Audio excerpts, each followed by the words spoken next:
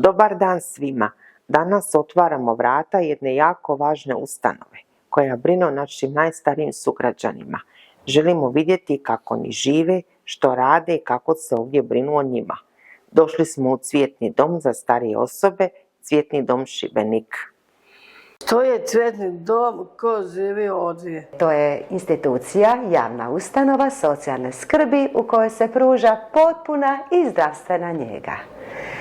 A u našem Cvjetnom domu žive naše bake, naši djedovi i svi oni koji su se odlučili iz bilo kojeg razloga da ne mogu živjeti sami kod kuće ili su ostali sami ili se ne može nitko o njima brinuti i onda postoji Cvjetni dom gdje oni provode svoje ove divne dane kad malo ostare.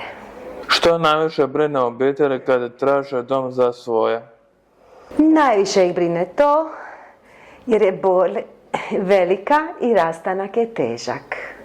Teško je svoju majku, baku ostaviti u domu s kojim ste cijeli život živjeli. I to je jako, jako teško. Koje zdravstvene probleme imaju ljudi koji žive ovdje? Najčešći zdravstveni problemi su ti da nam je većina korisnika dođe već jako loše pokretna. Ima među njima i dijabetičara i onkoloških bolesnika. Mi nastojimo kroz naše medicinsko osoblje i naše liječnike da budu konstantno pod terapijom i što je još vrlo važno, imaju i prilagođenu i prehranu. Koje su sadrže i usluge nudite korisnicima? Imamo 4 službe na usluzi našim korisnicima. To je služba socijalne skrbi, imamo zdravstvenu skrb, znači imamo sve opskrbljeno kao i fizikalna terapija u Šibenskoj bolnici. To je posao naših fizikalnih terapeuta. Također su nam na usluzi u svakom momentu Zavod za hitnu medicinu, hitna pomoć i sanitetski prijevoz. I evo moja mala služba, ja sam radni terapeut, ja sam tako reći na usluzi svima. A ja priređujem ono što vam je svima u srcu i što svi vole, a to je borba protiv samoće. Kako sarađujete s obitelji korisnika? Tu su sve službe uključene. Obitelji su uvijek na dispoziciji, jer obiteljima je uvijek u interesu, ponekad i oni nama sugeriraju i jako nam pomognu. I znaju najbolje svoje roditelje, bake, djedove, što vole. I oni nama jako pomažu. Mi slušamo njih, oni slušaju nas.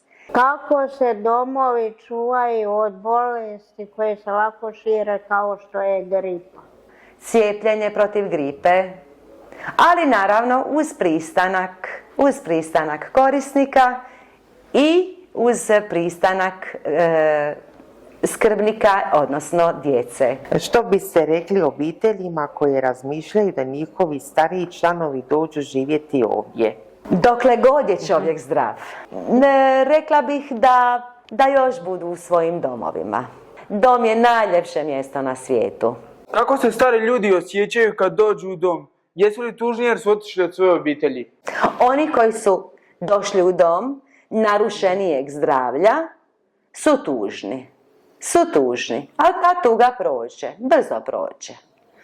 A oni koji su došli svojom voljom, ili udovci, potpuno zdravi, koji se mogu još uvijek baviti sa svim svojim poslovima, njima je to tako da im ima neko skuhati, da ih ima neko donijeti im ručak, da im ima neko oprati robu i oni su dobro. Danas smo vidjeli što to znači skrbiti o starijim osobama, koliko je važno ulagati u kvalitetu usluge kako bi se pomoglo korisnicima Cvjetnog doma. Ovo nije lagan posao i zahtijeva mnogo rada i truda, a prvenstveno empatije. Moramo se i mi kao društvo uključiti i omogućiti korisnicima Cvjetnog doma da starost ne doživljavaju kao teret. Oni su gradili naše društvo i vrijeme je da im se za to odužimo. Hvala što ste nas gledali i bili s nama. Doviđenja.